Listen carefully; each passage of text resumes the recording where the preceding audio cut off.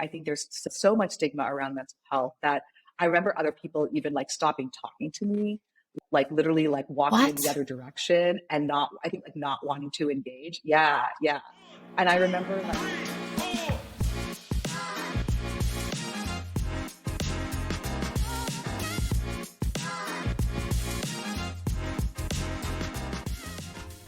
Hey, honey. Hey guys, this was a really What important. about me? Sorry. You gotta say honey to me, right? You guys too, but Hi, honey. hi, baby. And hi, guys and gals. Ladies and gentlemen, on that note, this was a really important episode. Everyone should go listen. Did you like it? Did you I enjoy love it. What a great energy, and as wifey said, it's a must listen and must watch for everyone. I think everyone should listen. What's really unique about Nina is that she has lived experience with depression and she also practices. So she sees patients as a psychiatrist. She does research in the field at Stanford Brainstorm Lab, which she founded. It's a mental health care lab. And she also consults for companies and social media on how to better handle mental health care. She's also building a mental health care company. So very knowledgeable with lots of facts and tidbits here. We go into specifics of how to deal with anxiety in terms of bio, psycho, and social. She tells us about when to go see a doctor. She breaks down the difference between just feeling anxious with social anxiety, generalized anxiety disorder, depression. She gives us some tools we can use to figure out where you're at. And I like that she also talked about being able to track your progress, which I feel is really grounding. And the energy is great. Like it was such a, despite the topic, it was such a kind of light, positive energy conversation. I had a lot of fun talking to her. It's a great listen, guys. Enjoy. yeah, did. Oh, this is wonderful. Hi. Hello. I'm so happy to see you. Hello. It's been too long. We got to get you to Austin. Yes, I was just speaking with your producer and talking about the Austin barbecue. And absolutely, I cannot wait to be there and explore all of the wonderful things that Austin has to offer, starting with amazing barbecue. But first Jennifer, and then second barbecue. Yes. Well, I don't eat meat. And so he's recruiting everyone he can to go to Terry Black's and Franklin's barbecue with. He practically every time we have a fight, he goes to go eat meat and feels better. He comes back home. That's the way and he's like, I had some meat. I feel better. I did what you can't do. Meat solves all problems. It solves all problems. So you got to come over and I can get my Nina fix and you can add some joy to my life. That would be wonderful. Also, even just seeing you adds joy to my day right now. And your bright smile, your amazing red, and just you look, first of all, a huge congratulations. You are married. Thank you. That's amazing. And I have to see pictures. I cannot wait to see pictures. I'll hold off on the pictures and I'll use that as a forcing function to get you over here. And this is pink, actually. I made sure I was going to get your favorite color for the momentous day when we could have you on Power Hour. I love that. That makes me very happy. Before we dive in, I wanted to ask you, what's been bringing you joy in your life these days? That is a very beautiful question. Seeing you, absolutely. What's been bringing me joy? So I moved to New York a few months ago, and I'm now splitting my time between New York and Palo Alto. And I think that one of the biggest things has been my brother and his family are here. So brother, sister-in-law, and they have 3-year-old twin boys. And I actually was there. Yep. And that's a handful. That's lovely. It is a handful, and they're going to be my answer for what is bringing me joy. I think that everything, I mean, one, just getting to, I had been in California. And so now getting to be here in New York and see them on a regular basis, see them growing. And this is something I remember you just getting to hear you talk about how much you love your nieces and how important that relationship has been to you, getting to be a part of their life. And so I think that has really just been really one of the biggest gifts and certainly sources of joy where, just every time getting to see them, everything from watching them learn how to read, as they've now taken in, how they just like learn and pick up so many amazing things. And every day just feels like a different adventure. And I love all of that. It's so energizing and just really grounding in a really wonderful way.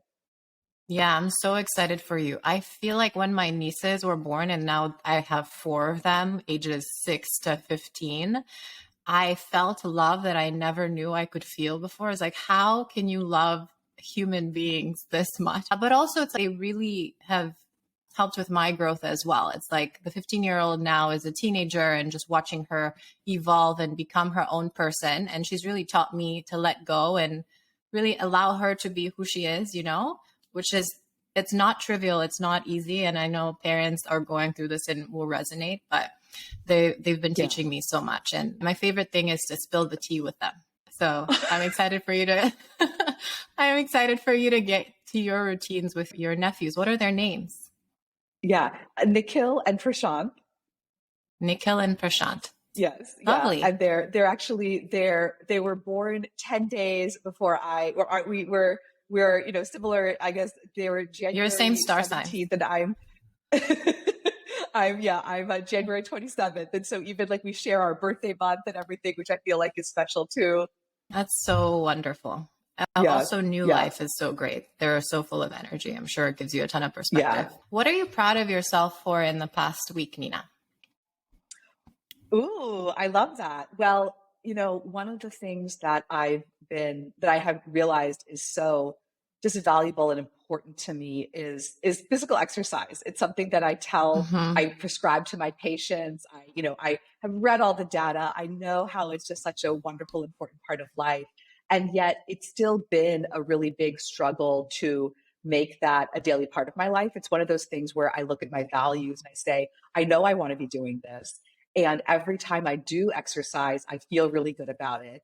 And yet there had still been a lot of barriers. I think and I would really just be honest, like me getting in my own way, I think a lot of ways, and fear, and having barriers that have prevented it from really being a part of my daily life. And I think that what I'm proud of, I'll even just say today is this morning, I woke up at 5. I do really like waking up early. I like to wake up early and go to bed early. But I woke up at 5 and I ran outside. And I used to run outside about 5-6 years ago. I was running. I had done a bunch of half marathons, and I stopped that about 5 years ago, and I just kind of hadn't gotten back into it. And so this morning, running outside a few miles, just kind of getting over that real mental hurdle, I think, of having not done it for so long, it felt really, really good. And so I think both the combination of kind of remembering for myself why this is something that I really want to be a part of my life, and what I'm trying to really realize this week, I think, is how do I make those changes in my life so that it is easier to make this something that I look forward to and start my day with. That's kind of part one. And then part two is, this thing where certainly I've done other forms of exercise, but specifically there was this block I had around running outside. And doing that and having done that, it feels so good. And even just already today, I feel more calm, I feel more grounded and energetic. And so that is something I would say I feel proud of. Well, big kudos. That is definitely something to be proud of. They say if you're crushing it from the beginning of the day, it just gives you the momentum to do it for the rest of it. I totally relate with this notion of it's hard to I feel like it's always hard to get started again with exercise. Kind of you fall off the wagon, and then once you get in the groove, it's much easier to continue afterward. I really love exercising first thing in the morning. I feel like I exercise, and I also run, mostly cardio running and some strength, but I feel like I do it mostly even for just my mental health, because I just love how I feel after. I feel like I'm on top of the world. Let's go, bring on whatever challenge. I'm gonna hit it out of the park. And I just love that feeling. And I feel like there's this Casey Neistat quote of, he's a blogger and he got really big on YouTube. My husband is a huge fan. He makes me watch all these videos, but they're very entertaining. But he has this quote, which I really resonate with, which is, a day with running or exercise is just like any other day, and a day with not running or no exercise is a terrible day. And that's almost how I feel now, because I feel like if I don't exercise in the morning, I'm 60% at my capacity. And if I do, I'm at 100%. And so it's almost shifted. And because of that, I really look forward to doing it. It's like I really look forward to the process or the activity. I think for me, I like listening to audiobooks or podcasts or just things where I can learn something that's interesting, but that doesn't feel like spinach. And so I almost look forward to continuing this book or listening to this podcast or hearing from this person. And then I love the feeling afterwards. So that's how it's really been helpful for me. I don't know if you've had tips for. Yeah. I really like that. No, and what I'm hearing you say is that it's it's twofold, right? It's one, the physical activity itself and the joy and the feeling you're going to get, the dopamine and everything, dopamine, endorphins, everything running through your body and how you feel good after that. And then secondly, what you're getting to consume, right? And knowing that whether that's a podcast or music or, whatever it is that is. And I feel the exact same way of something to look forward to. I think that is this sort of extra motivation where you're really like looking forward to, what's coming next and everything. And so I really like that, having those two things then that ultimately motivate you. I really like that. And in fact, today I ran with my brother-in-law, actually. He's started this company called Daytona Health that is really, I think, just kind of changing the way that we really think about physical health and wellness, combining it with mental health and wellness and well-being. And so he actually said to me, I'm going to run with you this morning. I'm going to help you, do this. And doing it with someone, I think, made a really big difference too. It is really nice to have someone else there to share exercise with. I thought was really helpful. But because we were doing it together, we were talking, and certainly there are going to be days I'm running by myself. And I really like what you said about, I think, finding some things I really like to listen to will be a really important part of that. And in general, I love that. I love Audible. I love listening to different books on tape or on Audible. And so whenever I am at the gym, having different things to listen to, I think is fantastic. Yeah. The other thing I wanted to add to that, actually, which is I'm gonna give a shout out to my therapist. I love therapy. Actually, is probably the other thing where it's another thing where whenever I show up and whenever I'm both in therapy and reflecting after therapy, I just feel so glad to have shown up in that way, and so grateful for the opportunity to have that time to have those reflections and everything, with my therapist. And one of the things that she brought up was, really recognizing that exercise is a way for you to invest in yourself and take care of yourself and show up for yourself. And I think that's something that, especially, I think it came up a lot during the pandemic, that we don't a lot, and I'll say a lot of people, especially women, and especially I think women of color, we don't grow up learning how to do that. I think it's something that what I've realized in my own life is going through medical training. It's something where I've certainly learned professionally how to take care of other people, but that element of how do you take care of yourself was never really something that I necessarily grew up with. I think what was modeled incredibly well, I'll even, by family certainly, was how do you take care of others? How do you show up for others? How do you really give so much of yourself to other people? But then what I'm really learning now, I think, is how do you do that for yourself? And I think exercise is just such a great example there. And there are many more. And there's many aspects of self-care where it really is, how do you take that time? How do you tell yourself, this is what you need to do for yourself? And it's something I hear every day from patients. It's something that I think we as a society, I'm really hearing so many conversations around this over the last few years, especially. And again, I think it's certainly something everyone's dealing with. I think women deal with it even more so because of the way that we get socialized. And it's so, so important to really, acknowledge that this is something that is good for you to be doing. And, certainly we had these new conversations of when you can show up for yourself, you can show up for everyone else and everything. But even just making it, but even some ways I feel like not making it about, yes, you show up better for others, but really just saying it is good and okay to just show up for yourself first and just period there. First and foremost, no, I so resonate. And for me, it's about start with an hour in the morning, start my days with an hour for myself. Just take care of Jennifer, get her outside, have her go on a run. It's meditative. Like I get to think, I come up with some of my best ideas on this run. Sometimes I like running with Marcin. honestly, he runs way too fast. So it tends to be stressful when I run with him.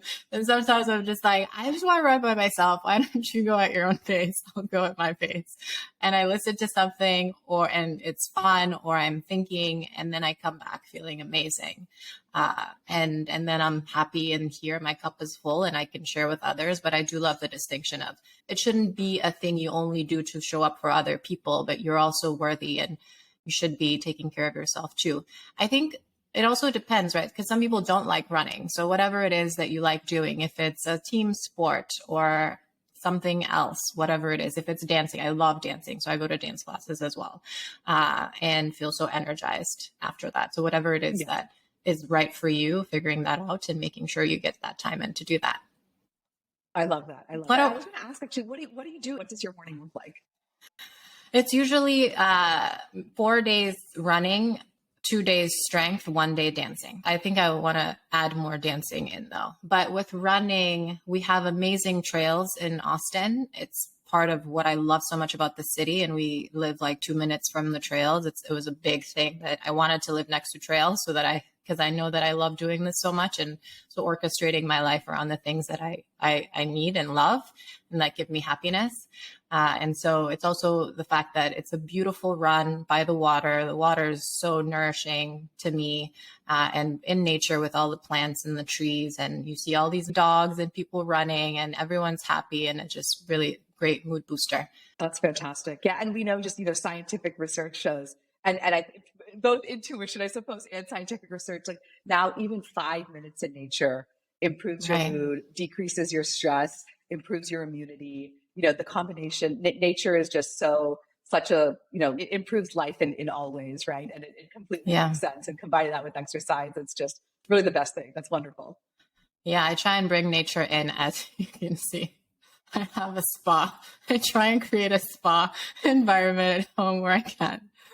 I love that. I see so many plants. That's really what I see. I see plants everywhere. That's amazing. Everywhere. I'm on track to becoming my mom. You should go to my mom's house. It's a jungle. It's like, wait, where is the path? Where can I walk? I'm not there yet, but give me a few more decades. How do you feel when you have plants around you? Just so calm and happy, and very in touch with myself. And I think some of my favorite moments are just turning on some nice relaxed music, maybe at the end of the day, mostly Sundays, ahead of the week, and just reading. And it's just the best. I feel so re-energized and rejuvenated with the plants. That's awesome. That's awesome. What are you reading right now? What am I reading right now? I am reading a bunch. Have you read Union by one of our classmates, Jordan? I am. Yes. I have it on Audible, and I've probably got half, I ran into so one of our classmates wrote, and one of his law school, I'm for the audience, one of our classmates and one of his law school classmates wrote this book called Union, and they are on different sides of the political spectrum. And they started basically going on these long car rides and like trips across the country together. And over the course of their time together, they had all these political discussions and realized that it was a really unique experience, and how the two of them were kind of able to understand the political divide we have in our country, and also then how to have meaningful political discussions when you're at opposite ends of the aisle, if you will. And I actually ran into him in Palo Alto. Who, Chris or Jordan? So, Jordan. Yeah. Okay. I'm literally chatting with him tomorrow for the pod. So don't tell the guests everything they have to tune in. I will. Okay. That will be my, that was just my teaser. I'll end it. That was the teaser, y'all. That was the teaser. That was the teaser for It Is Wonderful.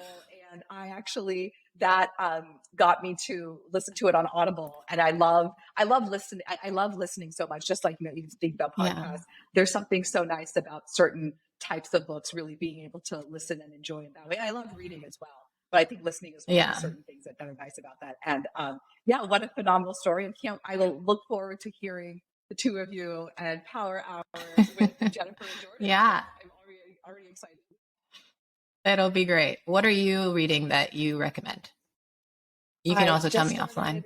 Yes, yes. I just started a flashback to, I think, like the 1980s, Carl Sagan's Cosmos.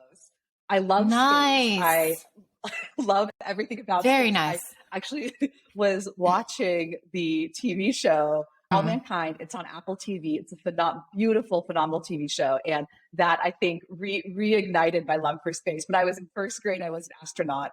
I feel like most kids love space, right? And oh, absolutely. And adults too. You've got one right here. Too. Yeah. Yep. I remember when I was in first grade, I was an astronaut for Halloween, and I actually mailed, because this was 1990, I guess. I mailed a letter to NASA asking for an application, and they sent me back a manila envelope with an application, because this was like, I love that online.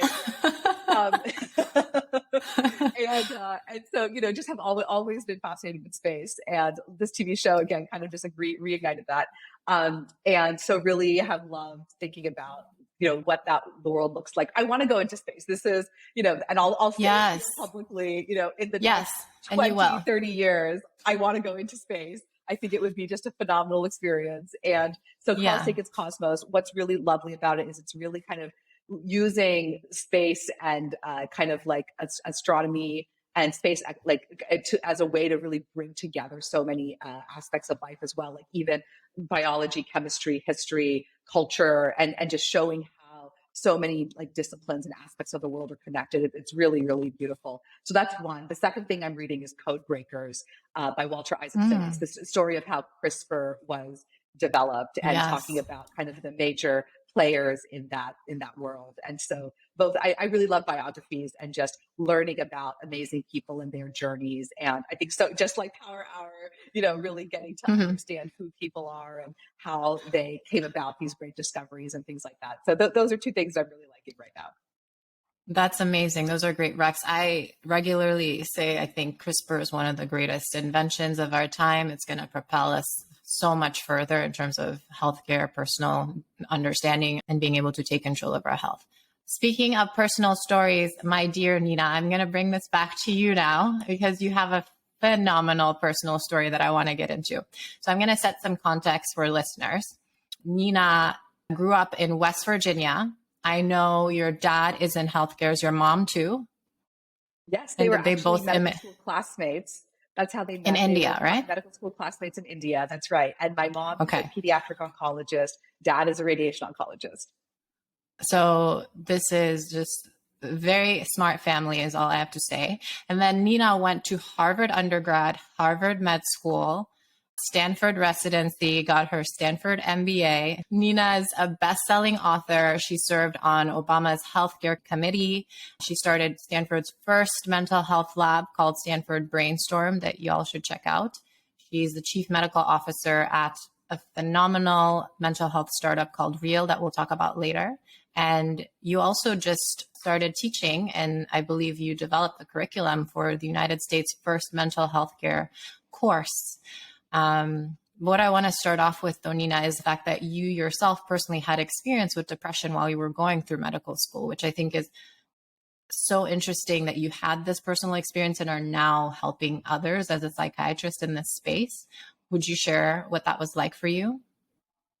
Absolutely. I would love to share that. And I really love starting off with that, Jennifer, because I think that when I think about my professional life and now being in mental health, really all of that journey, I think, goes back to having had that personal experience. And, as you said, I grew up in a healthcare family. My parents are physicians. Many of our relatives are physicians. And I had done work in healthcare and a lot of public health work, I think, growing up as a teenager in college. And so had been very, interested and engaged in healthcare broadly, but really knew nothing about mental health. It was something that we never talked about growing up in my family. My parents are immigrants. I think it's kind of a very common experience in a lot of immigrant households that mental health just doesn't get talked about generationally, culturally, and everything. And it was something that I myself, has just really wasn't that aware of, quite frankly. And so much of the way I show up today, I think really does go back to having had that experience. And the term we use in mental health is we say lived experience. the lived experience of, having had struggles with mental health. For me, that was depression, and specifically the diagnosis I had was major depressive disorder. I'll actually even jump ahead to say that while I did have depression, I'll talk about that more in just a minute. I had depression, and I would say that I no longer struggle on a daily basis with depression. But what I do struggle with on a daily basis is anxiety. Anxiety is something that I still live with today, both I think social anxiety and general anxiety, as well as situational anxiety, which we'll talk about as well. But I say that to kind of, the reason I want to share that is that one, depression was the first thing that I think I really experienced severely and was able to address, understand as a diagnosis, but also that mental health and being challenged with my mental health is also an everyday struggle as well. And so I want to kind of put that into perspective. So let me go back though to medical school, which is that, I had depression, and I think in terms of what that looked like, there was a time where I was having sort of in the middle of medical school, in our second year of medical school, I was having a really hard time getting really like concentrating on what we were doing in school. I was able to kind of engage in other sorts of activities, but like specifically, learning what we needed to learn in class, I found to be difficult. Even there were times where like getting out of bed in the morning was hard. One of the behaviors I noticed, and this was something where only once I got better, I was able to look back and be like, oh, this was like not quite normal. Was what I would say kind of the casual word for this is flakiness. I think that how that showed up was that me having a really hard time making commitments. For example, I would make plans with friends and feel like I wanted to actually go. I'm a very extroverted person, and I do often feel better when I'm around people. But then what would happen is I would often then maybe an hour before or something, feel so overwhelmed that it was hard to then want to follow through with that. And I would end up like spending an evening by myself, for example. And so there were a lot of elements of depression, feeling kind of decreased motivation, decreased struggles with my concentration, and really just like decreased hope, period. But the biggest thing I would say is negative self-talk, and a lot of ruminating over negative self-talk. Like, I feeling really guilty, like mistakes I had made, what's wrong with me? Why am I doing this? What did I do wrong? And just kind of like that, those negative thought loops and spirals kind of going on and on. That's what I was experiencing. How I ended up ultimately getting diagnosed was actually doing neurocognitive testing. So the medical school actually said, I remember, I'll just go back. What happened actually was I failed an exam in medical school. I failed one of our exams. It was our hematology exam. And they recommended doing testing to understand my study skills. Could there be something where maybe I'm not learning or studying properly, and doing some of this like psychological testing could help identify some holes in that. And then that would help me, learn better. And what was really interesting in doing the neurocognitive testing was a couple of things came up. One was that my reading speed it turns out is a 17th percentile. And that's phenomenally low, phenomenally slow. And that was something where I never knew that before. I knew that I was a slow reader, and knew that I remember like in junior high school and high school doing different like academic competitions and stuff, and seeing that other people were reading faster than me, but kind of just figured they must be fast, not that I was slow. You know what I mean? But learning that was actually incredibly helpful, because then I did actually do a speed reading course, and I have now tried to learn different things around how do I read faster. And in medical school, there's an enormous amount of content you have to go through. So that was definitely helpful from the study skills perspective. But the much bigger thing that came of that was that the psychologist who did that testing diagnosed me with major depressive disorder, as well as attention deficit disorder. And so both of those, realizing that both of those were things that I was going through, I remember when getting those diagnoses, I actually felt incredibly grateful, and the sense of relief. because I remember, realizing that so many things I was doing, I was like, why am I doing this? Like, this doesn't quite make sense. I'm not acting in the way that I want to be. And finally having an answer for why I was, thinking in this way, behaving in these different ways was so actually, like, there's almost this like sense of relief around, oh, this is what's going on. This makes sense. And I say that because not everyone feels that necessarily around having a diagnosis. Sometimes people, I think, feel very stigmatized around having a diagnosis. Sometimes people don't want to focus on this as a label and things like that. And I think everyone has a different sense of, should we get diagnosed? Should we not get diagnosed? But I'll just share my own personal experience, which was, for me, I found it very helpful. The next thing beyond that was, once having the diagnosis, okay, what are we going to do about that? And so the first thing was, I started on medication, Wellbutrin, which is an antidepressant medication. And I'm so grateful because that medication worked for me. Really, I remember just within a few weeks and even just a couple months, what happened was, I said reading was a hard thing for me. Reading and consuming the content we had to for medical school felt like this really big task. It just like so much effort I had to put into it. And within a few months of being on that medication, I actually had this memory of like waking up in the morning and going directly to one of our textbooks, picking it up and reading, and having this ease of reading that I just had never had before. And and really realizing how, when my serotonin and dopamine and norepinephrine and all those like neurotransmitters, when those levels were better in my brain, that everything became that much easier, So I feel really grateful that the medication worked for me. On the flip side, one thing I want to really talk about is that therapy, I think, is tremendously important. There was so much stigma, I think, still around mental illness when I was in school, that I actually, by academic advisors, actually told me I should not get therapy. And specifically that, and let me reframe that. It wasn't that I shouldn't get therapy, but that taking the time out of the day, which really, if you think about the school day, or rather, the medical school day, which is like 5 a.m. to 8 p.m. Very busy. Much, if I was going to go see a therapist, that would mean pretty much like taking 2 or 3 hours out of the day to go get that treatment. And that I would look like I wasn't committed to being a good medical student and showing up for medical school and doing that.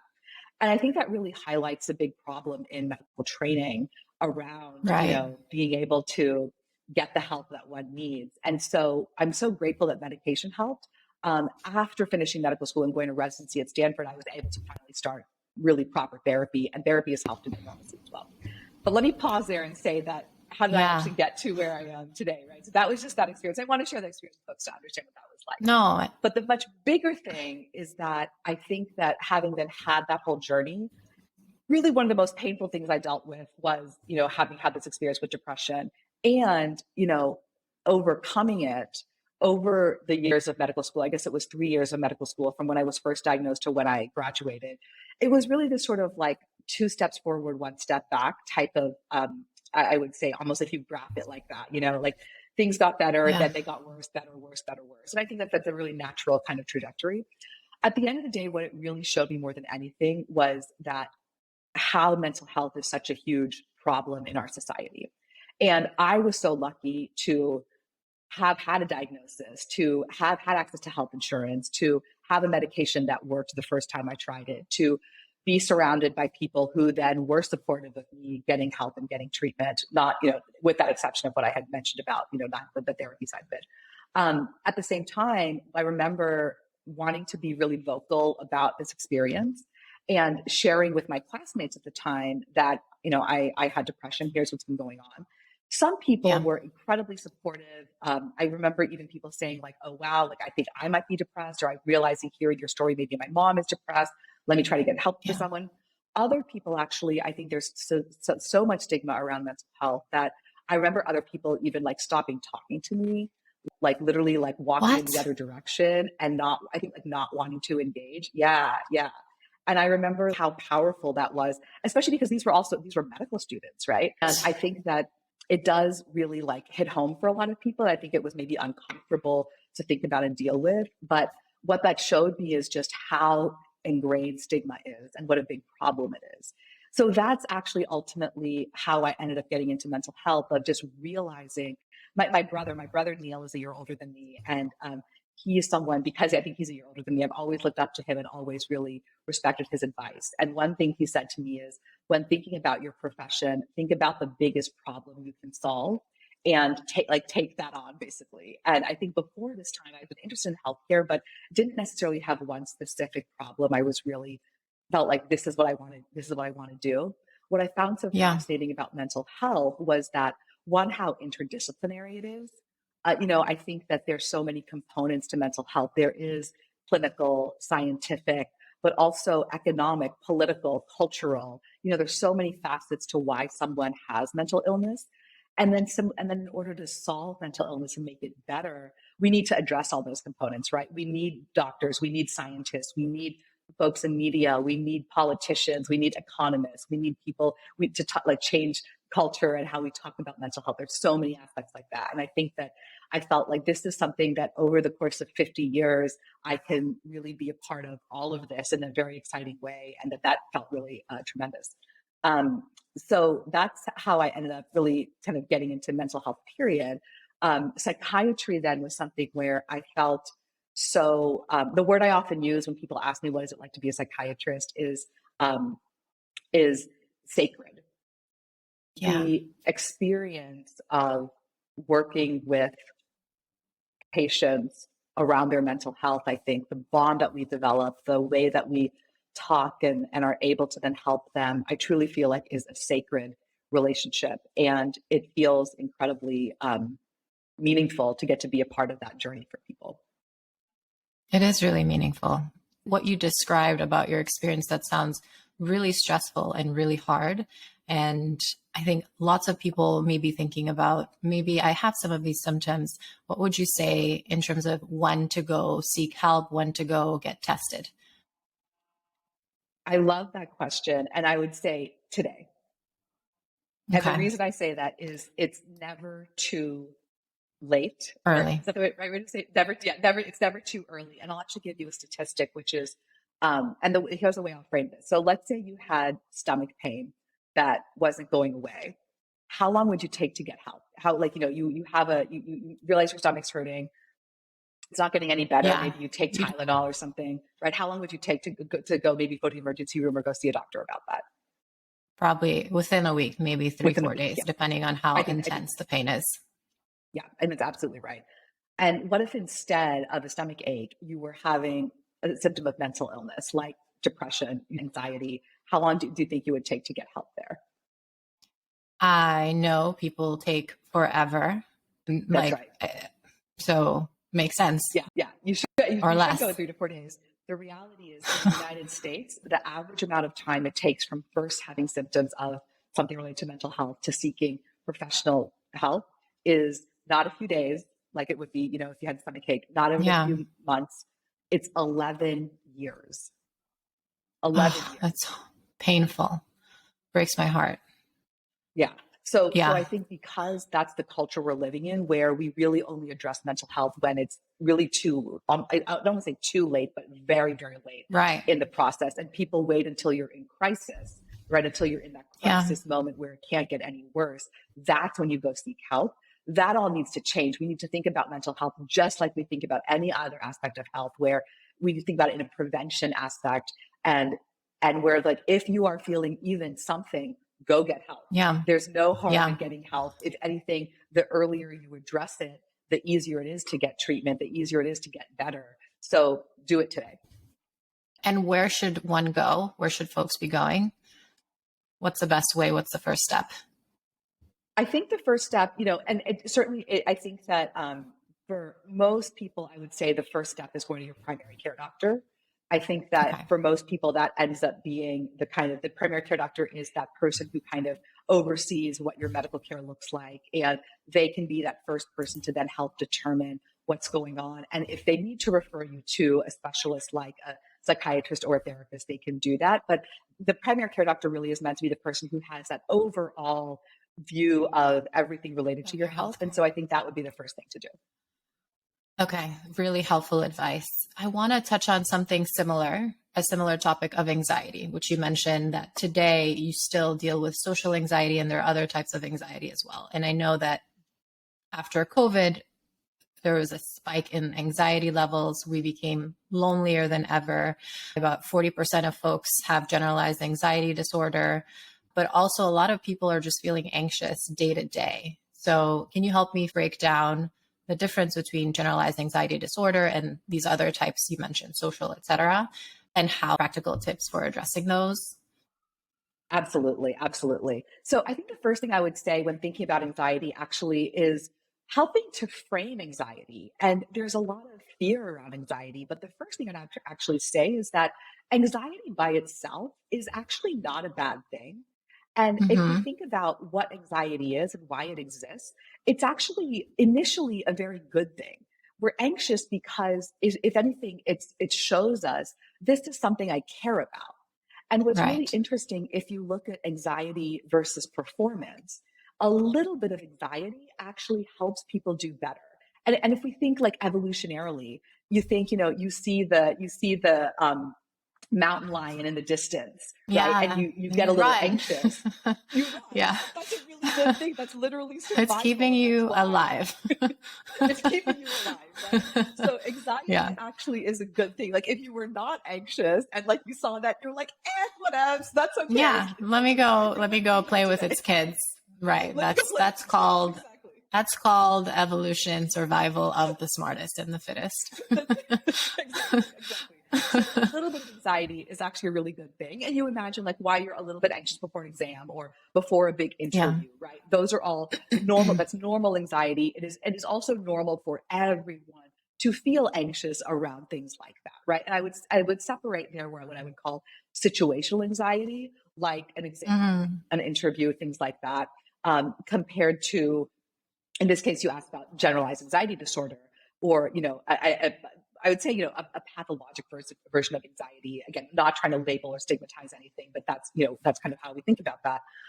So one, a little bit of anxiety is a good thing, and it's helpful, it's beneficial to you. And two, completely normal for everyone to have some anxiety. Now, where it then becomes less helpful is, I think, if we think about both the duration, like the length of time one might be anxious, as well as the severity of how anxious are you. And so part of Mm, that then is that, are you so anxious then that you're unable to do what you might need to do, right? So let's even use like the test as an I example. see. Is it that you're a little anxious and so that gets you to study, and you maybe like, you're so motivated to study and go, spend a little, like a half hour extra studying, and then you end up doing well at the exam? Or you're so anxious that you like can't even like hold on to the pencil, or you Mm, stay up all night because you're so anxious that you stay up all night and you can't even like be awake for the exam, or like you can't focus because you've lost sleep and stuff, right? So that's kind of the way to think about the severity around anxiety. um, and obviously, the latter is when that's kind of the more problematic anxiety. Then we have what got we it. talked about as GAD, generalized anxiety disorder. And what that means is where, and there are actually criteria, and I'll give it even like a shout out. If you Google um, uh, GAD-7, that's called Okay. so GAD stands for generalized anxiety disorder. GAD-7 is the GAD-7, and it's the scale that we use to actually measure how anxious someone is. And so Hmm. basically, and there is a similar thing for depression. It's called the PHQ-9. And it's same Yeah. if you can Google PHQ-9, and these are these scales that we use to basically figure out, are you anxious? Are you depressed? And if so, how depressed or anxious are you? And the reason I throw it out there, actually, I think it's actually really helpful for folks to take this and even see for themselves where they are. Now, I'll give the little caveat of, just because if you take this and it says, mild or major, or but mild or moderate anxiety, that is not diagnosing you with generalized anxiety disorder. You need to actually see a doctor in order to get diagnosed. But I think it can be really, really useful, even just as a little metric for yourself of, oh, am I a little anxious or am I really, really anxious? And that can then help you realize, maybe I need to go talk to a doctor about this because this is actually even a bigger problem than I realized it was. And the difference between a little bit of anxiety versus GAD is that for GAD, you're anxious about a lot of things. And the way it's affecting your life is it's preventing you from doing what you need to do, whether that's showing up for work or taking care of your kids or getting proper sleep. It's the impact of the anxiety that's how we think about it. Got it. Makes sense. So if your anxiety is preventing you from showing up in the way that you are meaning to show up, then see your primary care physician. Exactly. Yeah. I think that's the best way to think about it. And same for depression. It's like, it's normal to be a little sad. It's normal to be a little depressed, especially if you had a breakup or, Right. Especially during the pandemic. Right. Or lonely or lost a job or the economy. But if it's then preventing you from being able to work or do an interview or call or your homework or whatnot, then see your primary care physician. That's really helpful. That's exactly and right. Actually, before I move on, I want to say I so resonate with what you're saying about how a little bit of anxiety is really helpful. Actually, I think it falls in this space called eustress, right? You want to be just a little bit more stressed than normal, where it just gives you this kick in your butt to perform at even highest levels. Your little bit of anxiety before public speaking or before the test, like you said, just gets you at a heightened attention state and helps you perform better. But it's when you go past eustress into really, really stressed out, and that's what you want to limit. So you want to be outside of your comfort zone, but not all the way in the deep end. That is perfect. Absolutely, absolutely right. And then you asked about tips. So tips for anxiety, yes, please. Right? And how do you address anxiety? How do you make things better? I have a few, and I think that if you even just take a step back, what I'll explain is, so the way that in mental health that we conceptualize both why mental health exists as a problem, as well as then how to help people get better. The term we use is the biopsychosocial model. And I'll break that down. Yes. Biopsychosocial. What that means is biological, psychological, and social. And what does that mean? So it starts with, why does mental health exist as a problem? And if we say, okay, biopsychosocial, what that means is that why was I depressed? Why am I anxious, right? It's a combination of three things. Biological, which refers to our genetics and the neurotransmitters in our brain. That's like the biological component. Psychological, which refers to the psychology of it, right? How do I talk to myself? What resilience skills have I built? That side of things. And then finally, we have the social, which is everything from historical. How did I grow up? What was my childhood like? Did I have childhood trauma? All the way through, what's my everyday look like? What are my work stressors? What are my relationships like? And all of those factor into then what your mental health looks like today, right? So for example, if you think genetically, if half your family has had anxiety, high likelihood that you'll be anxious, right? If we look at it socially, the whole pandemic, everyone's environment changed. So it's very likely then that many people had more anxiety, had more depression, struggled more with substance use. It's because the whole social element. So that's why mental health exists as a problem. What's great about the biopsychosocial model is we can use that same framework to then understand how to treat mental health. So biological treatments include medication, as well as other forms of treatments, like another example of treatment would be psychedelic medication. Psychedelics have become very popular, I think, nowadays in terms of how to address mental health. Transcranial magnetic stimulation is a newer treatment that basically uses magnets to stimulate different parts of the brain that we know correlate with anxiety, depression, mania, things like that. So those are kind of the medical and the biological elements. Psychologically, we have therapy. So things like cognitive behavioral therapy, dialectical behavioral therapy, acceptance and commitment therapy, different forms of therapy that we can learn and help change our thoughts and our behaviors and ultimately our feelings. So feelings, thoughts, and behaviors, that's kind of really the realm of therapy. And that's what therapy offers. Then we have social. And social really, as I said, means everything from your environment, your history. But the reason I really wanted to give that biopsychosocial framework is because then, to answer your question of, so how do we address anxiety? that's how I want to break it down for folks is really, you can think about medications and other forms of things like transcranial magnetic stimulation, psychedelics, things like that. Therapy, want lots of forms of therapy that are tremendously helpful. I think CBT is amazing and wonderful. Dialectical behavioral therapy, amazing and wonderful. And what I'll say really quickly about therapy is, I think what's important to understand about therapy is that there's no one type of therapy. There are actually a lot of different types of therapy. And just like with exercise, it's maybe you don't like running, but you really like soccer, right? So there's going to be some type of therapy that will likely resonate with you and will help you get better. And just like, and so I think what it is it's about finding that type of therapy that will help you. So for folks who are interested in therapy, it's helpful to find what that is. And for folks who maybe have done a little bit, but felt like, oh, this wasn't for me, or I don't think this helped me get better. It might just be that type of therapy wasn't right for you.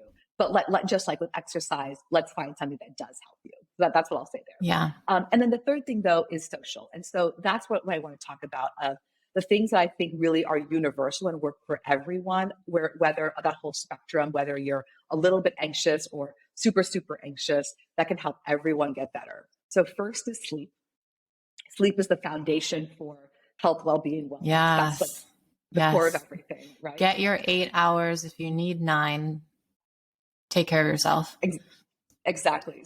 And when sleep is better, just that's kind of how everything else gets better. And what's interesting actually is we see when it comes to mental health, we see that when sleep is decreased, or increased actually, that's often one of the earliest signs of mental health going downhill. And so that's why it's really, really important to be proactive about keeping your sleep, well.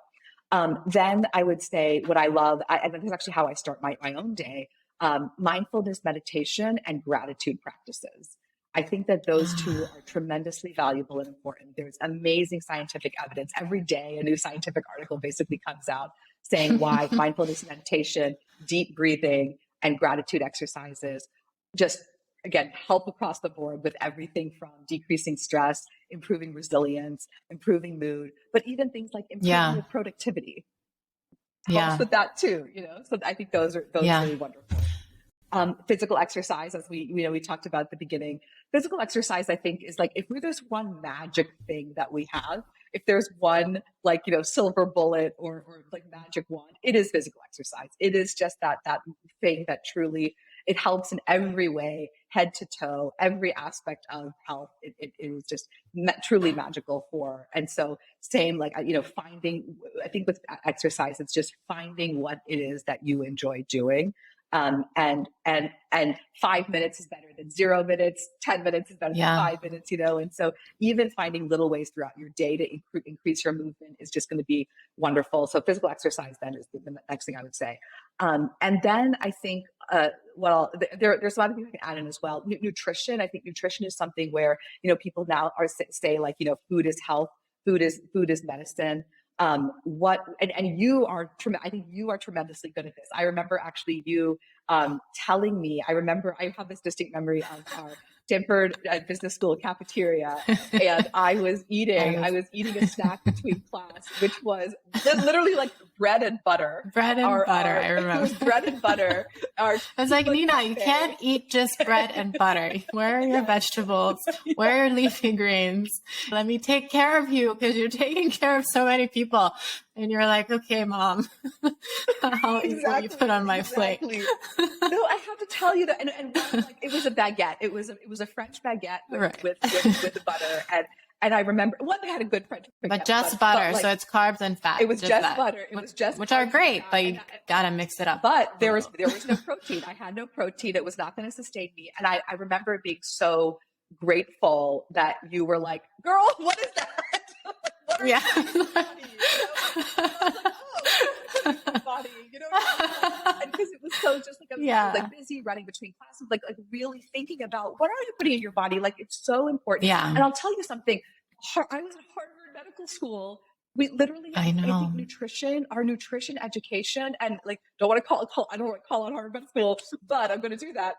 This is also, I will put content. This was also 10 years ago. I think now that nutrition is now a broader part of medical education. When I was in school, I think that it was like 1 week or maybe it was like 1 day a week for a month. It was something like that, where I would say the total amount of nutrition education we got was no more than like 1 full week, basically. And I think, again, I think that's changing because we realize how important it is, but like, it is like literally the core of what we're putting in ourselves, you know, but like, we don't talk about it. We don't think about it as health. We talk more about take this pill instead of the wonders that, like, knowing leafy greens, knowing always have protein. Truly, like, I graduated from Harvard Medical School and didn't know until I started like reading about nutrition, the importance of like always having protein with a meal. You know what I mean? And so I think nutrition is just so critically important. And we know that there are tremendous links between even like salmon, I think, for example, like, and helps decrease anxiety. Like, we know there are a lot of links between mood and food, for example. And the final thing I'll say is human connection, community, social connection. There's a lot of research. We are social creatures, human beings. Exactly. We need other humans, right? Yeah. There are these research around blue zones. Blue zones are the regions of the world where people live a decade longer than everyone else, right? And what they see, like in Italy, look to see in Italy. Yep. There are these like islands of Italy, basically parts of Japan and other regions of the world where people live a decade longer. And so researchers were trying to figure out, why is it that they live a decade longer than everyone else? Nutrition is a big part of it. And specifically, like the Mediterranean diet is something that always gets linked to better health outcomes. The Mediterranean diet is exceptional for health. But the one thing they said was like the actual single biggest factor in longevity was community and social connection, right? Like having those bonds, those relationships, people are looking out for you. And so I think, and like, we know that in the United States, we're in a loneliness epidemic, right? And so really thinking about who are your people? What does your community look like? How connected are you to people? That ultimately, I think, is a huge thing in decreasing anxiety and just increasing overall well-being. Nina, this was so tremendously helpful. So many jam-packed, powerful nuggets in there. I want to say, I think it's really hard when we lead such busy lives to pack all of that in there, but it's about finding ways to sneak them into our schedules and really prioritize ourselves. Like you said, with exercise, for instance, today I didn't have as much time, so I did a quick 15-minute sprint, which is much better than nothing. I'd much rather do longer, but hey, I did it and I feel great. And I got to fit it in.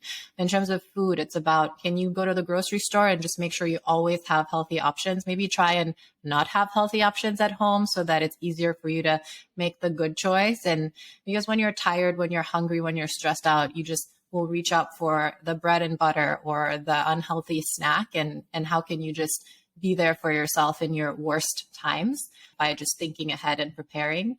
And the thing you said about community as well, so resonate. Because we are such social creatures, I think we all resonate with this through COVID. It was very lonely, and finding ways with Zoom calls or 5-minute calls. It doesn't have to be a whole hour thing or 30-minute thing to just check in on your friend, see how they're doing after that presentation or whatever job thing that they had going on, and just fills me personally with joy. So I hope we can all try and sneak those in. And no day is perfect, right? It's all a work in progress, and don't beat yourself up when you don't do it, and tomorrow is another day. That's absolutely right. And I purposely wanted to get all these things out there because I think that it's really helpful to have this really toolkit. And I think you're absolutely right. Like, not in a way to feel overwhelmed, like, oh my gosh, I need to be doing all of these every day, but it's more like realizing, hey, even just today, take one of those things and try to focus on one of those things today. And then the next day, either, make that one thing a little bit better or take another thing. And it's all about building. And these are all building blocks for overall well-being in life. Another thing I need to do, I need to drink more water. That's something I'm not good at. And everyone says, like, I feel like people who like always carry around water bottles, I have not been one of those people, and I need to. And my primary care doctor even called me out on it. She's like, you are, I think, chronically dehydrated. And so I'm trying to drink. Oh my goodness. And also only a good thing. Mm-hmm. Yeah. I'm always drinking water and always peeing as a result. I can also recommend maybe getting flavored water or like getting electrolytes to add to your water. I don't know if it's the taste. You want something sweeter. I really like sparkling water. And we have this sparkling water maker. I'm always drinking. My favorite drink is cold water. It's the best. I love water too. You know, I have to tell you, actually, I actually don't drink coffee. I don't drink coffee. And whenever people learn about this, people are always like, oh my God. I think because also like I'm a yeah, you're so busy. Very, like, yeah. I'm like, so I'm high very, energy. you know, like how do you do it? Happy person. Everyone's like, I don't believe you. Like, of course you drink coffee. Like, people like, you must have like a drip of coffee like always throughout your day.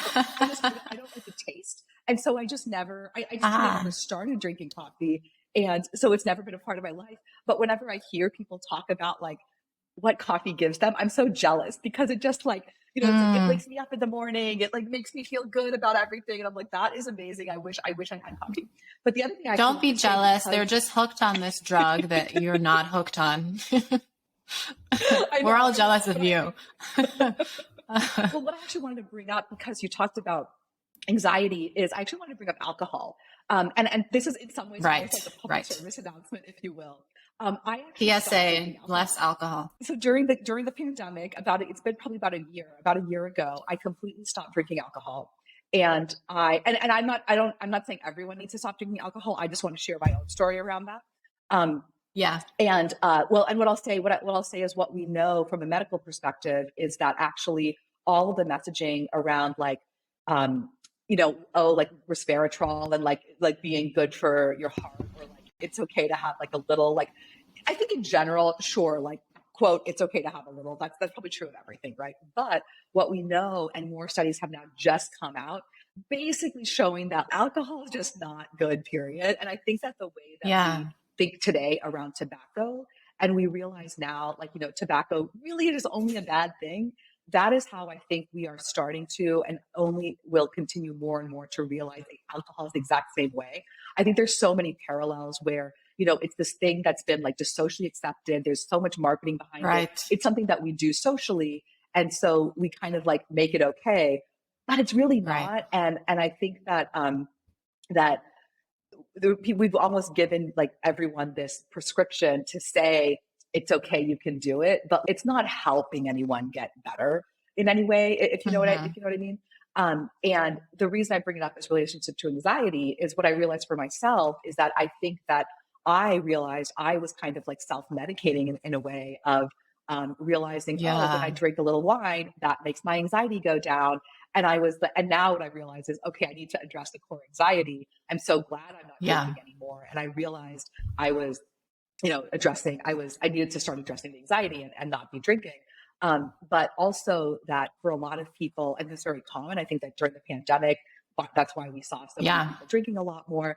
But that, you know, there are a lot of things like that where you are anxious and people turn to other things. They turn to substances. It might be alcohol. It might be cannabis, you know, other things that are there that people turn to address anxiety. And really I think we as a medical community are really trying to rethink the way that we help educate people on this around, again, decrease your use period across the board, and how to really, how to help people really live a life that's just healthier in the long run, where they are either decreasing or stopping use of most substances. Yeah, no, I so love that you bring that up. It's kind of crazy if you think about it, that we have this hall pass to this drug where now most times when you hang out with someone, you go for dinner, the waiter asks you, would you like a glass of wine or beer or whatever your friends are drinking? It's just so normalized and expected. And I think it starts little by little. And then to your point, you're a little stressed from work, or you're studying or something else, like maybe you have too much going on with kids or whatnot in your life, or you're worried about finances, and you notice that when you drink, you feel a little bit more relaxed, and then you say, I'm going to have another drink and another, and then you just become dependent and you're waiting for the evening to have a drink, and it spirals like that. I love also what you said about how the medical community is driving toward alcohol like we did with tobacco. I actually want us to talk about social media, because I'm curious whether we are driving toward social media in the same way like we were tobacco. And I'm so curious what the effects of social media on our mental health are. I know you worked with Pinterest through your lab at Stanford Brainstorm to help them develop more compassionate searches on the platform. I know both kids and adults use the platform. Before we talk about your work there, can you tell me What's your impression? Do you feel like social media does have implications to mental health, or are all these just observational studies? Tremendous, like the huge social media leading to both improving and worsening mental health. And I would say, so the first thing I'll say is that social media deeply impacts mental health. Now, to break it down, as I said, it can both improve mental health and it can make it worse. How does it improve? The way social media improves mental health is really actually around human connection. That's one of the best things that it does. And we talked about why that's so important. And you can imagine, Right. like I grew up in a small town in West Virginia. And I always think about especially like one of, I think, the biggest amazing things that I've seen in my own lifetime is how, really everything we think around LGBTQ has just gotten so much better than how it was when I was growing up. And I imagine kids who, like my classmates who, it's thank goodness one of the best things that we have in our, that we've done in our society.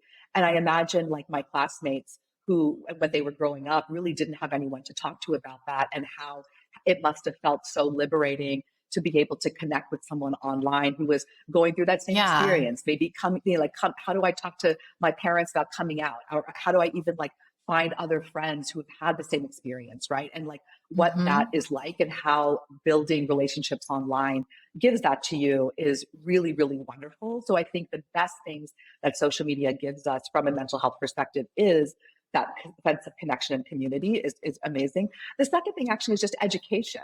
And part of it is like even just learning, like, for example, learning what are the symptoms of depression, or how do I get help? Like there's so much education that comes from social media that I think is really great. Whether that's Wikipedia or TikTok or, wherever you're getting that information. So information and community connection, amazing. Now, the negatives though are a lot.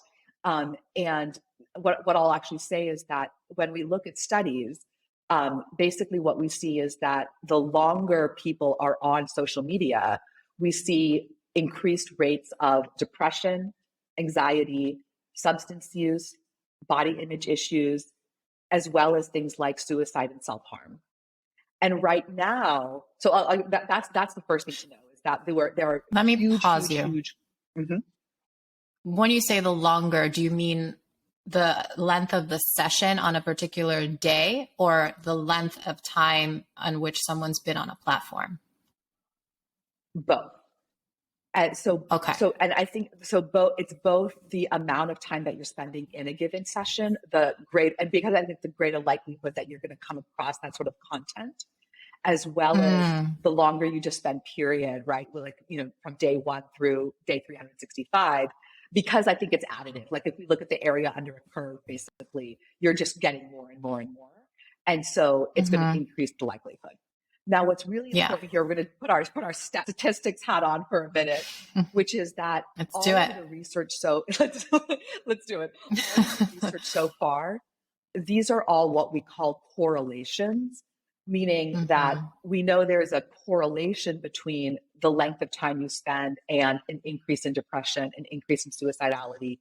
But what it's not yet saying is that it's a causation, meaning we can't say directly that social media is causing depression, right? And I think that's a really important distinction. Yeah.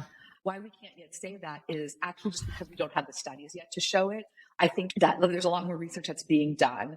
The research studies need to be better and more robust. And part of it is like, it's really hard to control for certain things. You can imagine when you're online, you're not just on one platform, for example, right? Yeah. You're doing so many different things. And then even let's say you have depression, right? Like there's so many things you need to control for. And so you can't just say social media caused depression, because it's like, it's not just you're on social media. It's like, what aspect of social media? Like, was it a particular platform? What did you consume on that platform? So I think there's a lot that needs to be done in that whole research world to try to help figure out a lot more nuance around different aspects of, what is good, what is bad, what's causing what. But at the same time, I think what's really important is just taking that big step back and saying, research is going to figure that out as we move forward and in the future. We also, though, know that all these things do get worse. And so that's where we need to really start. That's what the starting point needs to be. And so what I'll say is there are a few nuances within that. One is that I mentioned time. Yeah. What a lot of research has said is that for the most part, you're going to get the benefit that you need out of social media, like talked about, education, information, connection, probably after about that first hour you're spending in a day. Most likely after that first hour, the returns are really negligible. Like you're not really getting anything beneficial. I think when people talk about going on these spirals or these loops or having a hard time getting off of a platform, when they say, I'm still on the platform before going to bed, or I just keep swiping or something, right? I think that is where one has become kind of mindless in terms of how you're consuming, and you're probably doing that in hour 2 or 3 or 4. And so that's really where I think we need to learn how do we, one, better self-regulate. And actually some of the work that our lab is actually currently working with TikTok. And our lab at Stanford Brainstorm, and this actually just came out about a month or 2 ago, is actually we did different features around screen time management. And what this is just similar to how, like, on the Apple iPhone, I'm an iPhone user, so I know how there is on the iPhone, which is, I know on the iPhone on certain apps, you can basically say, I want to limit my time on this app to 10 minutes or 15 minutes or an hour. That same thing that you can now do on TikTok, where you can basically say, I want to only limit my use to 30 minutes or 60 minutes. And I think that's how you as the user having that ability is really, really important. And then that really helps you make those changes, and every kind of barrier that you have to then have a notification pop up and say, okay, time is done. And people can also decline, right? Like I'm thinking of Netflix where it says, hey, are you still watching? And it's like, I am, and I'm going to keep watching, I am binge watching this. I am binge watching this. Like, okay, I'm going to keep watching that. That's for the West Wing or something, right? But it's such a good, having that is a great nudge. It's a good nudge, right? It's a good nudge, exactly. Yeah. So that's I think that first thing to come into play, because ultimately a lot of this is like, we know that all these things get worse. So what do we do then practically to help all of our behavior get better? Yeah. So what are some of the practical tips you would recommend for us, and then for especially kids? So you have 2 nephews. I have 4 nieces. The oldest one's 15, and have Snapchat and TikTok. They love TikTok and Instagram. And what are some ways I can help nudge them into good practices without obviously being overbearing? Like they need to make their own decisions. They're their own human beings. Yeah. The first thing, actually, I'm really glad you brought up kids, because I think that what's so important is actually just recognizing that the way that you and I consume social media is so different from what it's like for kids. And that's just because of developmentally, kids have it, like their frontal lobe isn't as developed as it is, for you and I. And so what actually we see is that when they are the same thing that you are consuming and I am consuming and they are consuming, they're actually taking it in very differently. And what that means is that they're a lot more susceptible specifically to images and video than you and I are. It's harder for them to make decisions. Mean? What do you mean by, okay. And it really actually, so frontal lobe functions are like what we call like executive functions, things around making decisions, what you see and how you're able to make decisions based on that. And what we see is that for anyone basically, like teenagers, even early adolescents, is that they are basically they're that much more susceptible to what they're seeing. And I'll even give an example. So, I am 38. Facebook started, I'll even just use this Facebook. So Mark Zuckerberg was actually my college classmate. And so, I was on Facebook. I didn't know that. Fun story. Fun fact. Fun fact. You hang out with Nina enough, she'll keep surprising you with fun facts. I thought I knew them all, but this is great. more Tom. I because of this, I'm actually, so we're the same year and everything. I'm actually the 1,000th user or 1,100th user of Facebook. My roommate is actually the 47th user of Facebook, because she signed up. She got the email on our college listserv and signed up. She was an early adopter. I signed up. Right. I signed up 2 days later than she did. And I was already I was already 1,000, just to give you a sense of how popular it was already. Right. But I say, so I was in my sophomore year.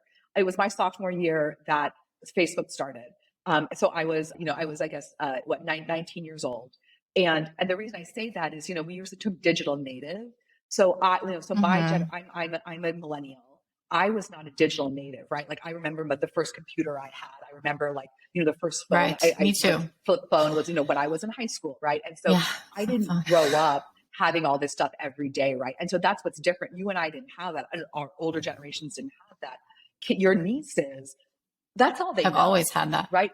They've always had that, and they don't know a world without that. And I think that's really important because when we are consuming these things, we know that that world is not reality.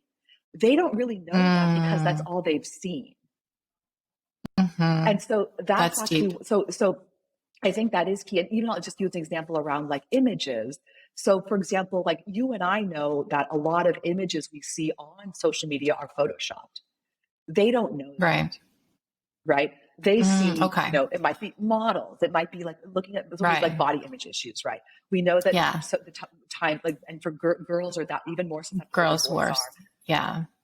So much worse. And that like already comparing each other, thinking, oh, I should be skinny like this model, or I need to be cooler or funnier, etc.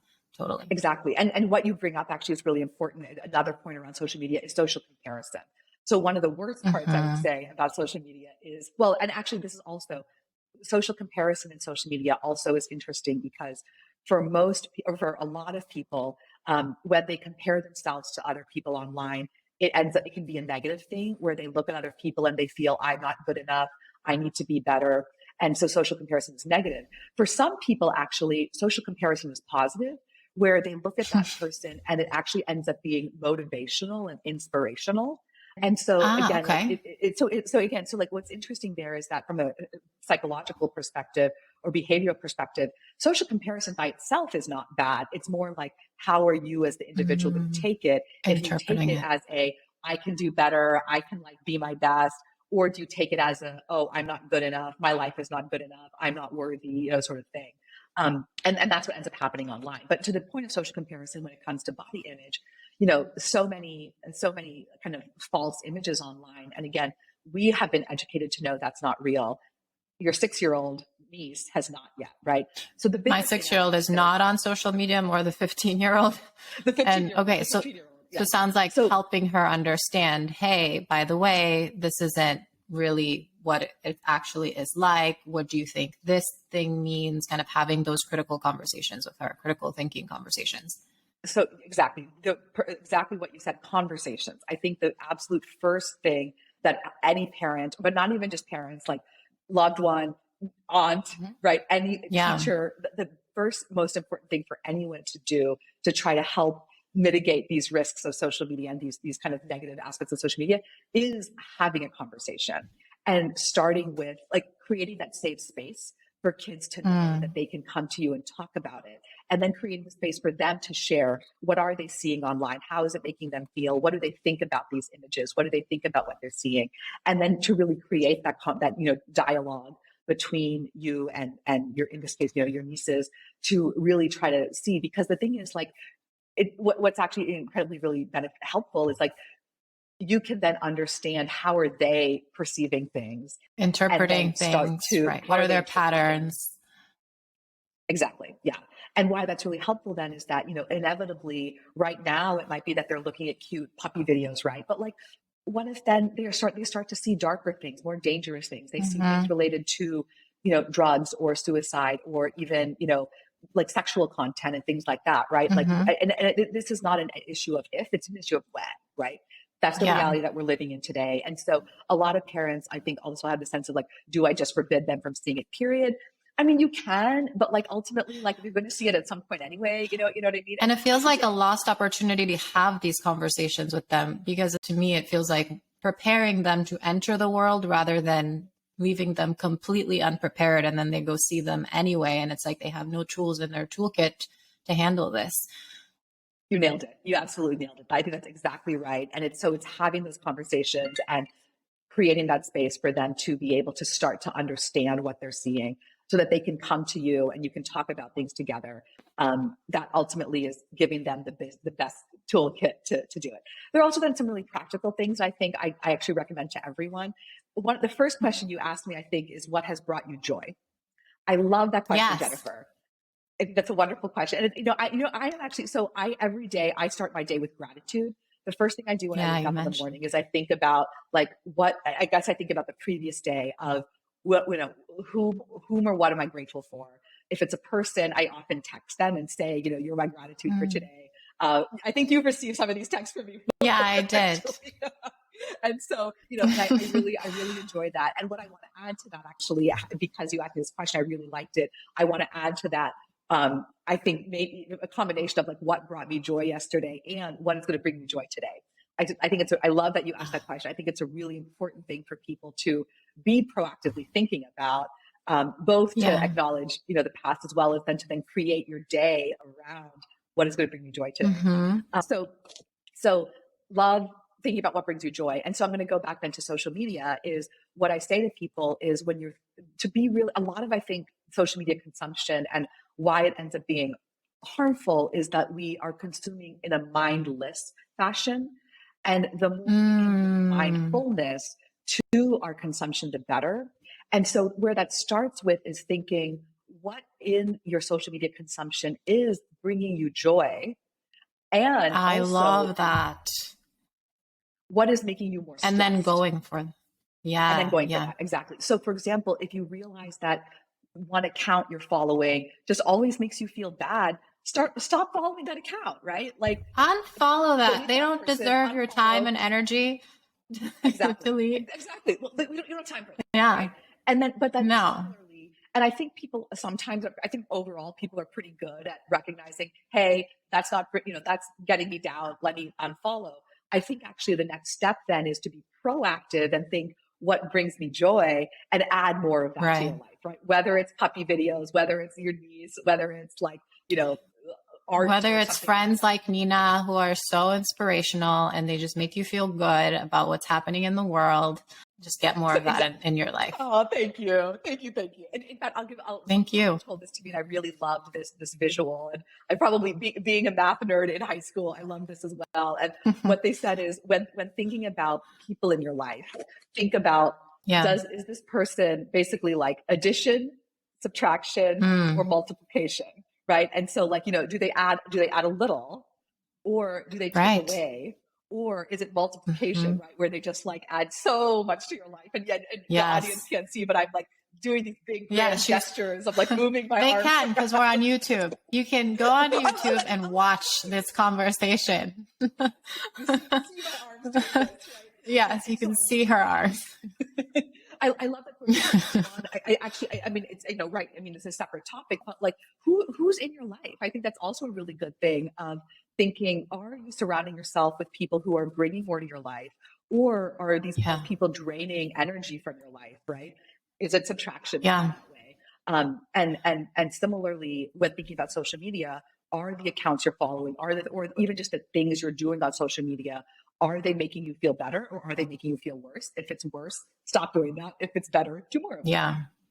Yeah. I'm so glad you brought that up, because I think that's a lesson I learned in my early mid-20s. And I started being so much better at ruthlessly evacuating people who are subtracting in my life. And it's so great. If you haven't tried it, you got to try. Yeah. And then how did you do that? Once you realized that someone was subtracting from your life, what steps did you take to do that? And I ask because I think that's hard for people oftentimes.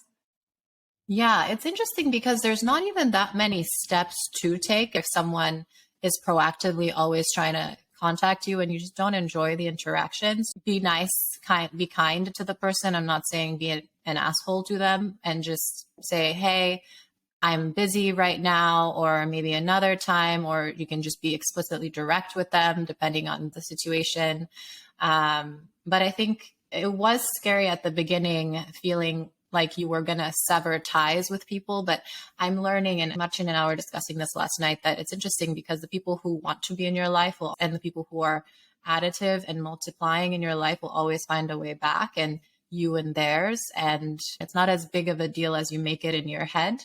Like we mentioned, community is so important to our mental health, to how we go about our days. And so just be fiercely protective of your tribe and your community. Love that. On that note, I want to talk about Real, which is an amazing company that you're building with Ariella and team. And y'all are having such a tremendous impact on mental health for us in America, and would love to hear more about what you're doing there. I would love to share it. And I'll start off with actually sharing that. So Ariella was actually my student. That's actually how I met her. Yes. So through my lab, I teach a course at Stanford. I love that story. Innovation. And and so she was my student many years ago now.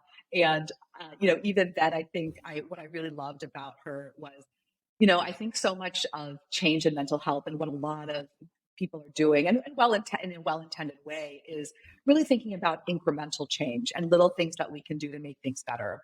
Even at that time when I met her, when she was a student many years ago, she really had this sense of wanting to transform what mental health is. And one of the things she says often is, how do we take 10 steps back and really like think about what's going on, and how do we like transform the system, and not try to just keep looking at what's currently there, but understanding what are the flaws in that system, and not just having to stick to that, but really trying to redefine, reimagine what mental health can look like. So that, and to the point of, healthcare is really just so traditional, and making change often feels like you're just, moving something 1 inch, right? And because it is such an ingrained system, it is really hard to change systems, but it has to be done, right? And I think right. I think both healthcare is very behind other fields like finance or transportation, let's say. And I would say mental health historically has been even further behind other areas of healthcare. And so that's why it is like so tremendously important that we really rethink what it can look like. So let me tell you about Real and what we're doing, and I'll start with really our values around what we want to be able, what's the world we want to be able to create. And if we think of, there are a few key issues, I think, when we think about one of the big problems in mental health that we're trying to solve for. Now, if we take a step back and think, the first, I think, is that we know that the scale of the problem is huge. There's so many people who struggle with mental health. And ultimately, the current way that we deal with how to get mental health treatment is that you see a clinician. That's really great. And I'm a practicing clinician myself. I think that's a really important part of the solution. But what we also know is that, I'll give you a statistic. If we look at the United States, for example, we know that at any given moment, about 20% of people have a diagnosable mental health condition. I put that stress on diagnosable because that just means that they're at that end of the spectrum where they actually have a diagnosis. What we also know, and this is probably like the second thing I'll talk about, is that, but there are a lot of people who still benefit from treatment and benefit from addressing who aren't diagnosable. Even let's think about something like diabetes. I don't have diabetes, but all the things that are necessary to address diabetes, good nutrition, exercise, right? Those are things that are really important to do. And my parents have diabetes, so it's really important that I think preventatively. How do I prevent diabetes? We shouldn't be waiting until I have diabetes for me to start getting that care, right? So I put that in perspective of the 20% is important, but it's really important to think about everyone needs to be thinking about how to prevent mental illness. That's the second. I'll talk about that in just a second. But so if we think about the fact that we know there's this a huge burden of disease, meaning so many people have this, are struggling with mental illness. And then we have this broader thing of really everyone needs to be thinking about mental illness in a preventative fashion. Yet we only have very few people who are actually able to treat. So the statistics I want to throw out there is that we know that I said that 20%, right, about habit.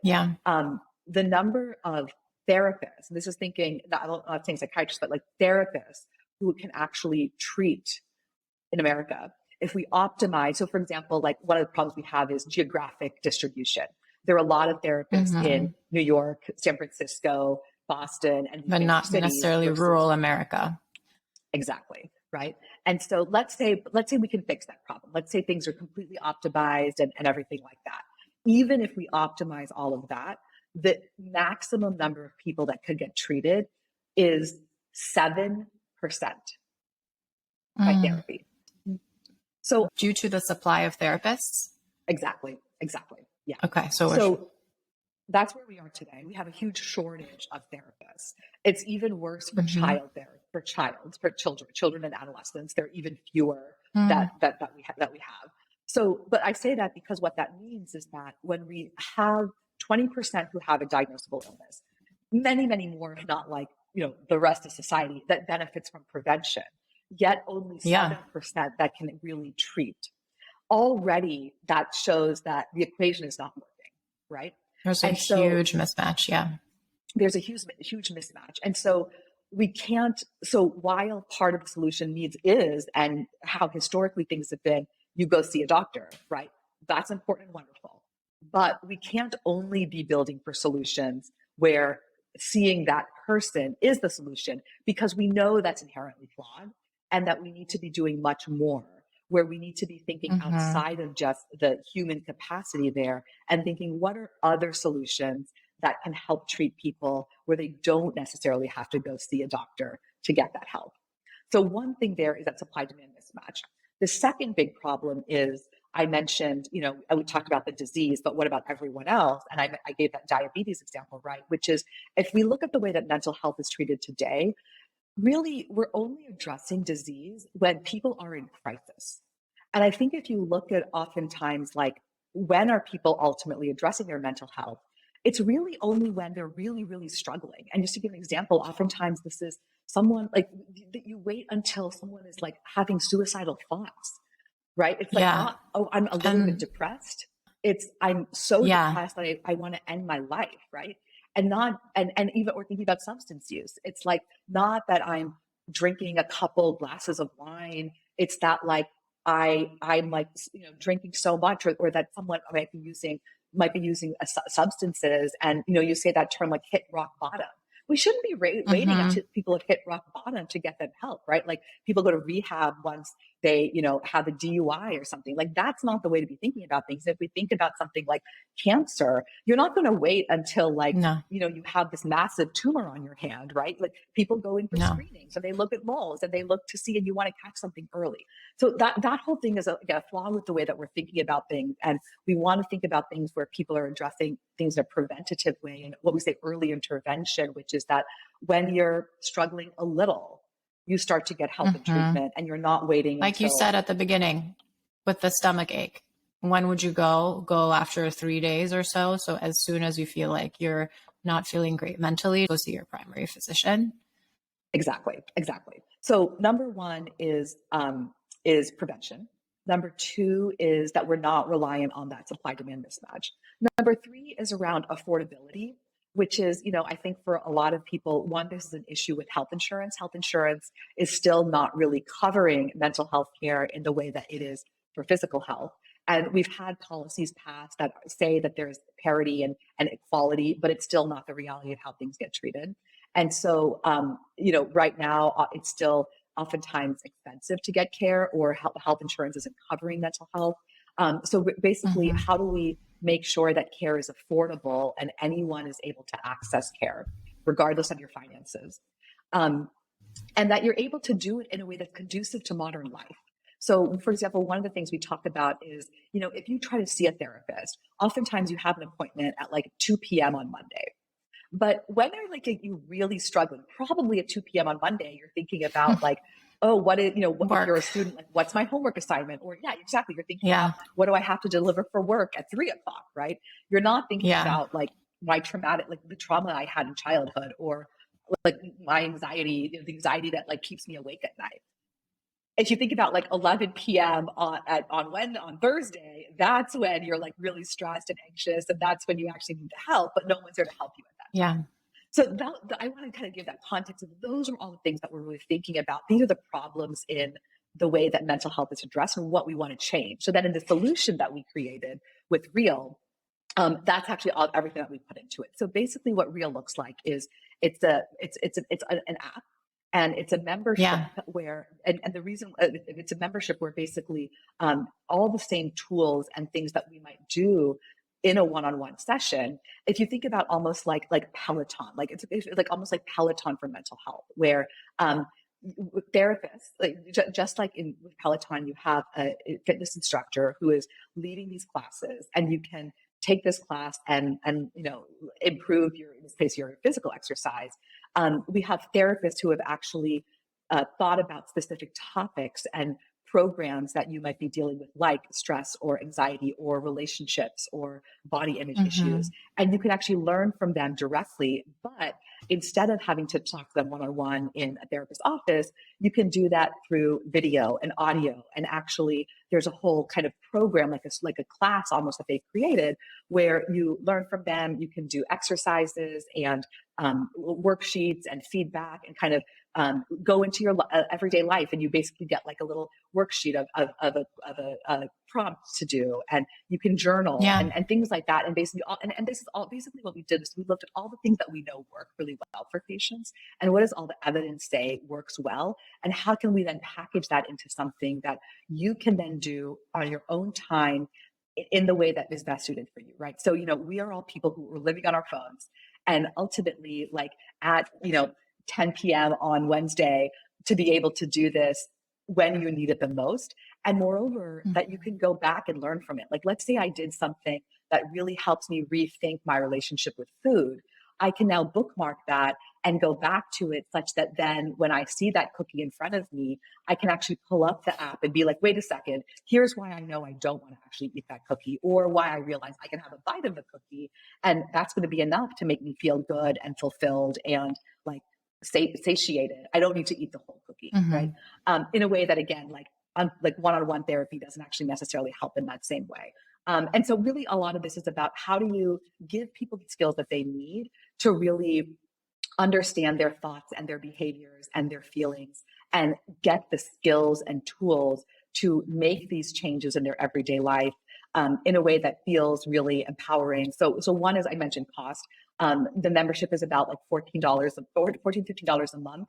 Over the course of a year, it's actually less than what one therapy appointment would be. So one therapy appointment is about like $200. I love that. So for less than what one-on-one therapy appointment, you get an entire year of mental health treatment, basically. That's incredible. Then two, it's all evidence-based. So all the best scientific knowledge that we know has gone into this. It's all led by therapists. It's also really like, you can personalize it to like what you're dealing with, right? So whether that's body or depression or relationships or communication, you can deal with all that. In addition to these classes, we have what we call moments, which is like these 5-minute kind of things that you can do. Maybe it's, things where you just need something quick and simple, where you realize, you need to, maybe it's like a mindfulness exercise or gratitude, or some quick problem that you want to be able to solve, that you have these moments to be able to address. And then I think one of the most important things, actually, I guess there are two other things I'll talk about. One is community. We know that community is tremendously important. And so really being able to connect with other people and learn from them, share your own experiences. And we know that inherently those connections are so important in mental health. I love that you involved community in this. I think it's and just really having just like this that constant glue. companion. Right. Exactly. And your peers who you can lean on, and it doesn't always have to be a therapist who maybe feels like they're on a different level from you, and you can have people who you can talk to. That's exactly right. Yeah. Perfect. And then the final thing is actually, I would say, my favorite, which is tracking and data. And the reason why this is actually my favorite, because I think that it's not at all a part of what most people's experience is like with their mental health. Which is, again, I'll use the diabetes example. If someone has diabetes, almost all, if not all diabetics, they're tracking their blood sugar, and they know what their blood sugar levels are throughout the day. They're using that information then to make choices. So for example, they're measuring their blood sugar and they're looking to see what it is. And then they're making decisions. They're figuring out, how much can I eat? How much sugar can I have in my day? Because here's what my blood sugar looks like. In mental health, we actually have a lot of those same numbers, but people just don't engage in those numbers. And that's what we're trying to change. And, at the beginning, I talked about the PHQ-9 and the GAD-7, which are the kind of standard metrics we have around depression and anxiety. That's the starting point to really understand if you're depressed or anxious, how depressed are you? How anxious are you? And really being able to understand those numbers and figure out because the reason why this is so important is a lot of mental health is subjective. It's like, I don't feel good. I feel really anxious. And being able to give numbers to that and actually quantify, here's how anxious you are. Really grounding. So grounding. It decreases stigma. Actually, we know that being able to have numbers to it completely decrease the stigma, and it helps people really understand it's not my fault. It's not like something, a lot of the negative messaging around mental health and, just, work harder, and you'll get better, right? Like that sort of thing. No, this is a very real issue, it's right? Real, here are the numbers behind it. And here's how you can get better. And you can use the numbers to track your progress. And you can then see, exercise today. My anxiety, my numbers went down. And I see when I start my day exercising, I always feel better. Right. So things like that, I think, are tremendously important. And what I want to see change in mental health is that we all start to engage in those numbers much more. And I think that's going to be a really empowering thing for folks. I love that. Everyone check out Real. I am going to go sign up for Real myself. It's so great to have something with not just the therapy, but also something you can engage with day to day. My last question for you, Nina, is stigma. And what message do you have for people who are still hesitating and engaging with getting the mental health care that they need? Whenever people ask me about mental health and what are the problems in mental health, I actually say that stigma is problems 1, 2, and 3. And really just trying to get at it's that big of an issue. It permeates every element of society, and everything from, delaying getting help. But then even when you get help, like I have so many patients come in and sort of say like, oh, I want to do therapy, but not medication, or I want to do medication, but not therapy. And there's stigma behind that because there's the sense of, I shouldn't need to take a medication. That's stigma. Or I can take medication, but I should be strong enough to talk to someone about it. I should be strong enough. Exactly. Right. So I think stigma is just still such a huge, huge issue. And what I'll actually say is that, one of the best things about the pandemic, in some ways I'll say the silver lining of the pandemic, is that the way that we are talking about mental health today is really what I thought it would be like 10 years from now. We've had this huge acceleration in decreasing stigma. It's wonderful. The number of people who have come out to talk about their own mental health struggles, the nuance and the way that we are talking about mental health, like so many more people are talking about it. They're more open about it. All of that has been wonderful. And I'm just so grateful for that. And yet there's so much more progress that needs to be made, but it's really important to acknowledge how far we've come in just a couple of years. All that said, there is still a lot. And I think what I would say is, for me, I actually, on my LinkedIn, the first thing I talk about is my own lived experience with depression and anxiety. And I have done that very purposely because of how big I see that stigma is, and wanting people to see that, wanting to be really proactive about trying to change stigma and decrease stigma and get out there that, one, I think it's because it's something I'm proud of, in the way that when people put on their LinkedIn, right, here is what I've done professionally, and you got through that. Exactly. And also as an example of such a highly accomplished woman who went to all these institutions, has brought up and made all these amazing projects, is impacting all these lives, and also had to go through this and went through it and talks about it. And it doesn't make you any less or more. It just makes you who you are.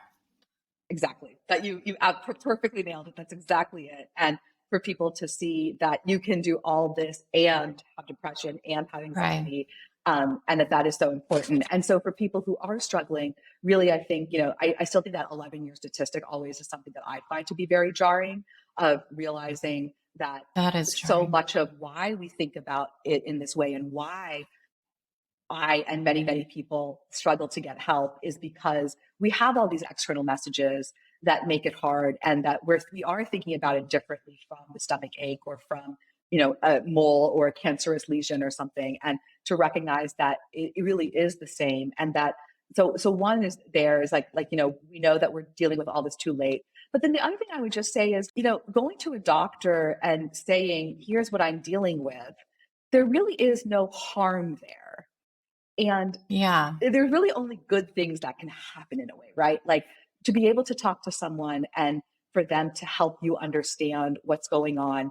They'll give different treatment options. You can make that choice of if you want treatment and what treatment you engage in. But really just to try to start having those conversations, and even just for a doctor to know how you're feeling, I think that's something where, again, like you don't lose anything there. And it only really helps you start to then really better understand things. So I guess that's probably one of the ways I would start. And then I'll also just really just use my personal example of when I finally did get help and treatment, like in my mind, I was just like, oh, I just wish I had done this sooner. And I think really everyone who has had that would say the same thing of, I just wish I had done this sooner. And look at how, being able to get your life back is just like you owe that to yourself. This is about you realizing your potential. It's the biggest gift to be able to live the life that you want to be living. And mental health, one of the things I say is like mental health is the biggest thief of human potential. And so being able to get even 1% of that back gives you back. I love that. And I recently read something that really stuck with me. This was a story of this woman who had experienced depression and anxiety and had taken a long time, meaning years, to go seek help. And she was describing, similar to you, that within 2 weeks of starting to take medication, she just felt so light. It felt like this whole burden had been lifted off of her shoulders. And she had this comment, which I found so fascinating, of, wait, people just wake up naturally feeling this way? And why would I delay feeling this way? So I hope folks can take that and your lived experience in this amazing conversation. And if you're feeling any sort of anxiety or depression, please just talk to a friend or go see your physician or go check out Real and get better. And we love you. Nina, before I let you go, you already alluded to this. In 10 years, where do you hope that we'll be in terms of mental health care as a society? I think one of the next big things to address is equity, and really looking at a lot of the disparities that we have in equity as that relates to so many facets of, identity, whether that's race or gender or aspects of identity in multiple facets. I think that's really one of the next big things. And also, I think we talked a lot about the US, looking at other countries as well is really tremendously important. So one, I think, would be really being able to decrease the differences that we have in terms of what equity looks like. And then secondly is truly a world where mental health is just such a part of daily discussion, daily life. Yeah. So we are dealing with like physical health is.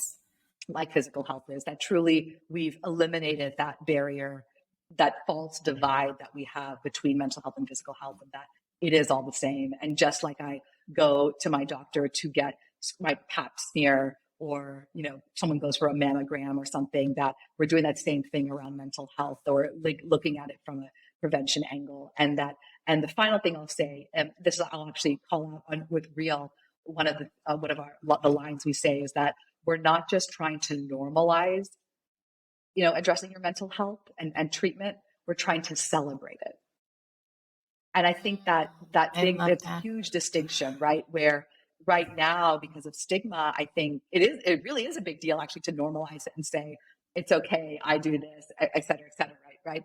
But to go actually to that next step where it's not just normalizing, but actually celebrating it and saying like, good for you for doing this. Yeah. Just like, on social media, when someone like runs a marathon, right? Everyone's like, you're amazing. That's fantastic. Right? Yeah. That same level of support, enthusiasm, and encouragement for getting a diagnosis, for taking medication, for doing therapy, for, all these sorts of things, that you're doing something good for you, for celebrating people for that, so that we can really feel good about the fact that you're investing in yourself and improving your own health.